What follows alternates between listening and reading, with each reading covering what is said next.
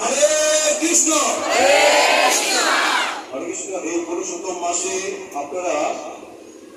যে সমস্ত ভক্তমণ্ডলী আমাদের এই পুরুষোত্তম মাসের সমাপনী শেষ দিনগুলোর অনুষ্ঠানে উপস্থিত হয়েছেন, আমরা সকলকেই আমাদের সিরাজদিঘান সন্তোষপাড়া এবং ইদিনপুর রামহট্টের সমস্ত ভক্তদের পক্ষে হরে কৃষ্ণ প্রণাম এবং ধন্যবাদ প্রণতি জ্ঞাপন করছি। আমাদের এই মহতী অনুষ্ঠানে বিভিন্ন অনুষ্ঠানমালা দিয়ে সাজানো হয়েছে এবং শ্রীমদ্ ভাগবতম থেকে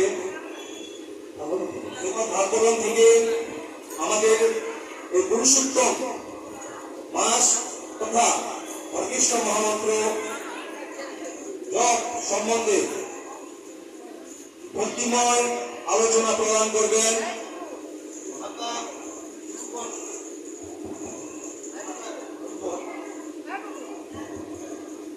ঢাকা ইসকন শাখা থেকে আগত রমাপতি শ্যাম দাস ব্রহ্মচারী প্রভু।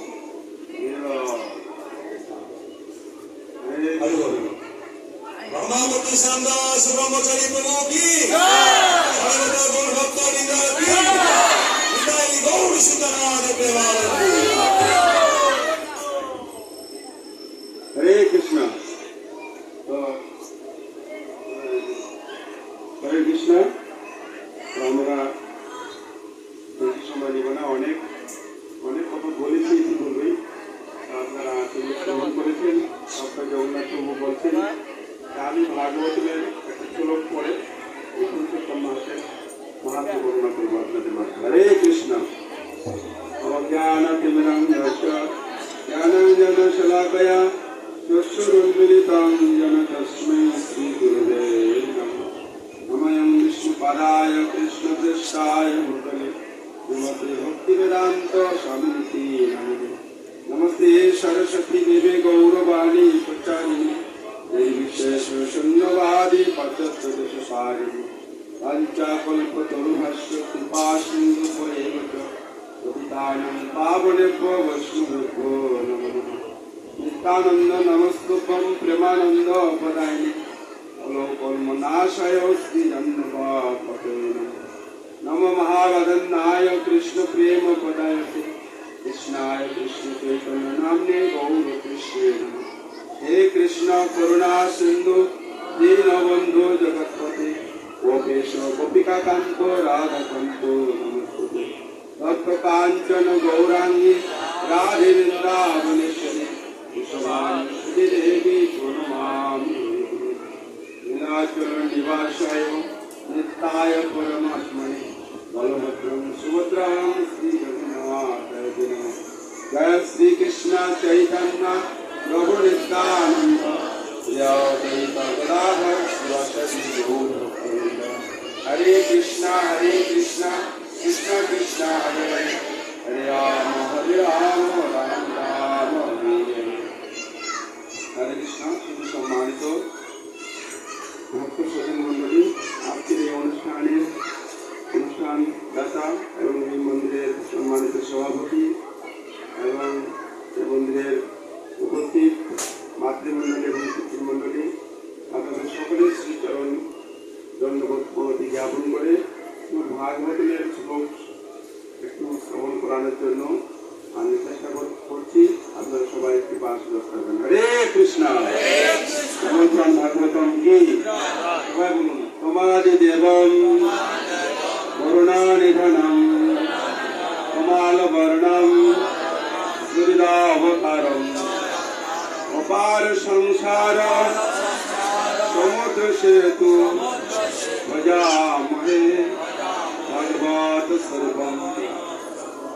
তো এই শ্লোকের মাধ্যমে আমরা জানতে পারি যে তোমাদি দেবম করুণানিধনম, সমস্ত আদি দেবতাদের মধ্যে আদি দেবতাকে পরমেশ্বর ভগবান শ্রীকৃষ্ণ। করুণানিধনম, তিনি সকল জীবকে কি করেন? করুণা প্রদান করে থাকেন। কমাল বর্ণম সুহৃদাবতারম, ভগবানের রূপটা কি? এই যে কমাল বৃক্ষের যে ঘন ছায়া, এইরকম নবঘন শ্যামের মতো ভগবানের কি অঙ্গকান্তি। কমাল বর্ণ সুহৃদ অবতার। ভগবান হচ্ছেন কি? ভগবান হচ্ছেন সকল ব্যক্তিদের কি শরীর। শরীর মানে কি? শরীর মানে বন্ধু। তো সুরিদা অবতার, তিনি সমস্ত জীবের বন্ধু। বন্ধু রূপে আমাদের প্রত্যেকটা জীবের হৃদয়ে তিনি অবস্থান করছেন। আমরা অষ্টবন্ধুরা কীর্তনে শ্রবণ করছি, তোমার হৃদয়ে সদা গোবিন্দ বিশ্রাম, গোবিন্দ কহেন মম বৈষ্ণব পরাণ। ভগবান আছেন প্রত্যেকটা জীবের শরীর, তাই এখানে বন্দনা বলছেন শরীর অবতার। ভগবান হচ্ছে শরীর অবতার। তোমার জীবের প্রতিটা জীবের হৃদয়ে তিনি অবস্থান করছেন। তারপরে কি বলছে? অপার সংসার সমুদ্র সেতু ভাগবত স্বরূপম। এই যে অপার সংসার, সংসার সংসার সমুদ্রে আমরা অবস্থান করছি। এই সংসার সাগর থেকে আমরা কিভাবে মুক্তি লাভ করব? এই সংসার কূপ থেকে আমরা কিভাবে উদ্ধার করতে পারবো, উদ্ধার হতে পারবো, এবং কিভাবে এই সংসার এই ভবসাগর থেকে আমরা কিভাবে মুক্তি লাভ করব? তো এই মুক্তি লাভ করার উপায় হচ্ছে আমাদের প্রতিনিয়ত ভাগবতম শ্রবণ করতে হবে। সংসার সমুদ্র ভাগবত স্বরূপম। ভাগবত হচ্ছে আমাদের প্রকৃত স্বরূপ। যদি আমরা প্রতিনিয়ত ভাগবতম অধ্যয়ন করি, ভাগবতের কথা শ্রবণ করি, এই সংসার সাগর থেকে আমরা উদ্ধার লাভ করে ভগবত ধামে যাওয়ার সৌভাগ্য অর্জন করতে পারবো। জয় জানি তাই সীতানাথ।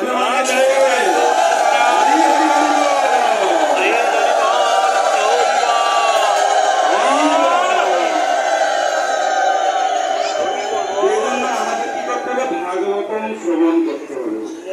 এই জন্য এই পুরুষোত্তম মাসের শ্রবণের গুরুত্ব অনেক বেশি। এই জন্য যতই শ্রবণ করবে ততই আমাদের মঙ্গল হবে। এখন আমরা ভাগবতের একটা শ্লোক উচ্চারণ করি, সবাই বলি ওম নমঃ ভগবতে বাসুদেবায়, ওম নমঃ ভগবতে বাসুদেবায়, ওম নমঃ ভগবতে বাসুদেবায়। সবাই বলুন নষ্ট প্রায়সু অবত্রেষু নিত্যম ভাগবত সেবয়া ভাগবত উত্তম শ্লোকে ভক্তির ভগবতে নষ্টগীতয়ে। অনুবাদ বলবেন, কেউ যদি নিয়মিত ভাবে শ্রীমদ ভাগবতম শ্রবণ করেন এবং ভগবানের শুদ্ধ ভক্তের সেবা করেন, তাহলে হৃদয়ের সমস্ত পাপ মুক্ত হয়ে যায়। তখন বলেন, তখন উত্তম শ্লোকের দ্বারা পরমেশ্বর ভগবানের প্রতি প্রেমময়ী ভক্তি সুদৃঢ় রূপে প্রতিষ্ঠিত হয়। জয় জানি তাই গৌর প্রেমানন্দ।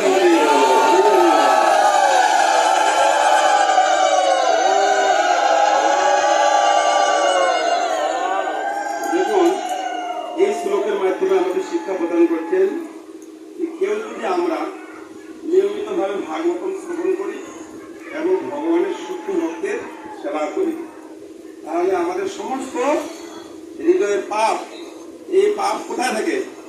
হৃদয়ের মধ্যে, ভিতরে ভিতরে, দেহের বাইরে থাকে না, কিন্তু পাপটা কোথায় থাকে? হৃদয়ের মধ্যে থাকে। সমস্ত পাপ কি হবে? দূরীভূত হয়ে যাবে। কি করলে? ভাগবতম শ্রবণ করলে আর নিয়মিত শুদ্ধ ভক্তের সেবা করতে হবে। এই জন্য বিশেষ করে যে চৈতন্য মহাপ্রভু সনাতন গোস্বামীকে বলছেন যে জীবে দয়া নামে রুচি বৈষ্ণব সেবন, ইয়া হইতে ধর্ম নাই সনাতন। সনাতন গোস্বামী পাঠ মহাপ্রভুকে কষ্ট করছিল, প্রভু আমরা তো সংসারে জীব, আমরা কিভাবে এই সংসার বদ্ধ দশা থেকে আমরা মুক্তি লাভ করতে পারবো? তখন চৈতন্য মহাপ্রভু বলছিলেন সনাতন গোস্বামীকে, জীবে দয়া, সবাই বলুন জীবে দয়া নামে রুচি বৈষ্ণব সেবন, ইয়া হইতে ধর্ম নাই সনাতন। সনাতন গোস্বামীকে এভাবে বললেন যে জীবের প্রতি কি করতে হবে? দয়া করতে হবে। আর নামের প্রতি কি করতে হবে? রুচি থাকতে হবে। আর কি করতে হবে? কি করতে হবে? ধরে বলেন বৈষ্ণব সেবা। যে পুরুষোত্তম মাসে আপনারা বৈষ্ণব সেবার আয়োজন করেছেন, এখানে সমস্ত বৈষ্ণবরা আপনি প্রসাদ পাবেন। এটা পরম মঙ্গল।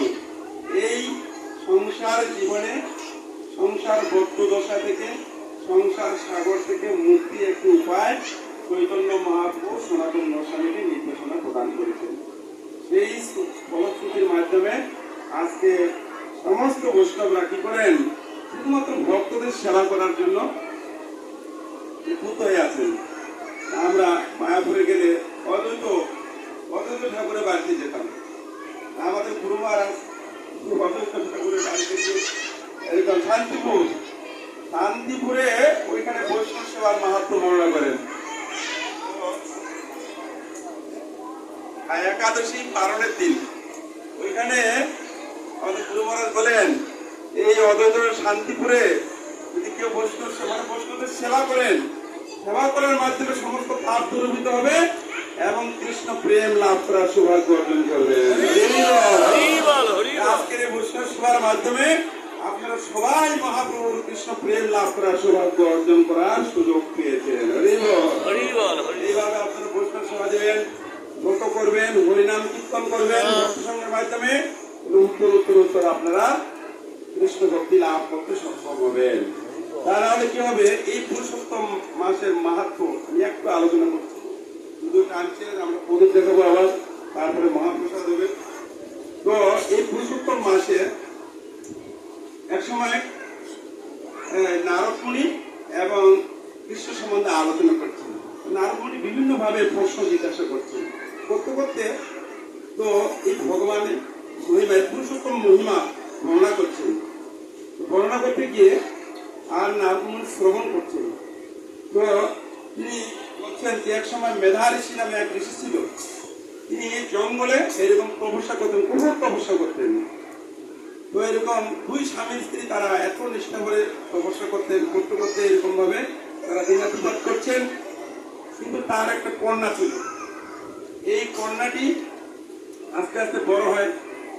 এত সাধারণ ভোজনে ব্যস্ত, তার কন্যাকে যে বিবাহ দিতে হবে, দাম্পত্য জীবনে ফিরে নিয়ে যেতে হবে, এটা থেকে তার খোঁজ খবর নেই।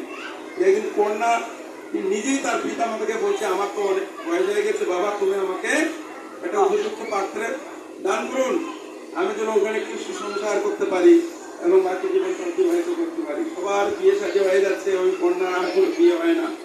এমন অবস্থায় পিতা মাতা তো যোগ্য পাত্র পেলেই তো তাকে তার কন্যাকে পাত্রস্থ করতে পারে, তাই না? সেরকম ভাবে অনেক চেষ্টা করছে, কিন্তু তার কন্যার উপযুক্ত পাত্র হচ্ছে না, আসতেছে না।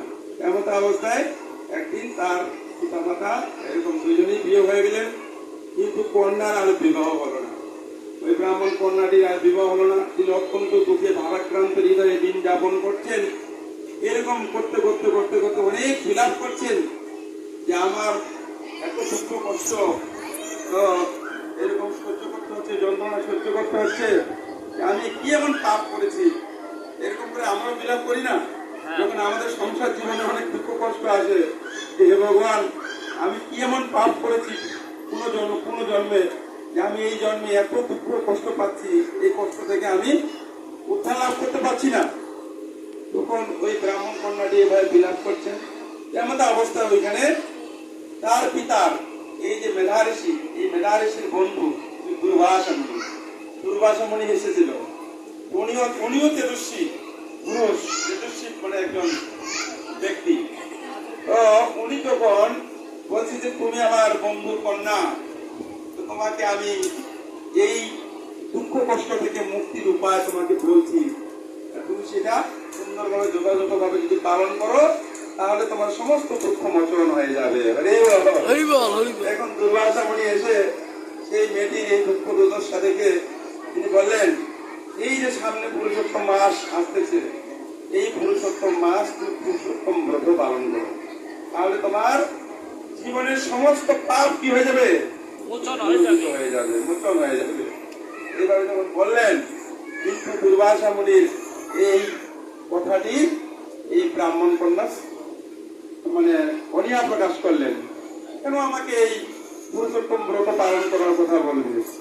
তা আমরাও দেখতে পাই যে এরকম এই জাগতিক মানুষেরা তারা অনেকেই বৈষ্ণবদেরকে বলেন, বৈষ্ণবরা কোনো বৈষ্ণব সাধু বৈষ্ণব যখন কোন ব্যক্তিকে বলে যে আপনারা পুরুষোত্তম ব্রত পালন করুন, পুরুষোত্তম মাস হরিনাম কীর্তন করুন, তাহলে আপনারা সমস্ত দুঃখ দুর্দশা মোচন হয়ে যাবে, আপনারা কৃষ্ণ প্রেম লাভ করতে পারবেন।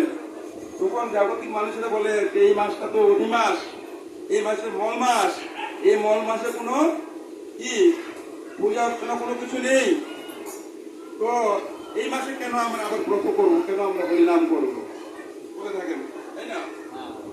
কিন্তু এই মাসটাতে এত গুরুত্বপূর্ণ মাস, এটা আমরা কেউ বুঝতেই পারি না। প্রভু অক্ষয় জগন্নাথ প্রভু বলছে ভগবানের আরেক নাম কি পুরুষোত্তম ভগবান, তাই না? পুরুষোত্তম। এই জন্য ভগবত গীতার একটা অধ্যায়ের নাম আছে কি পুরুষোত্তম যোগ।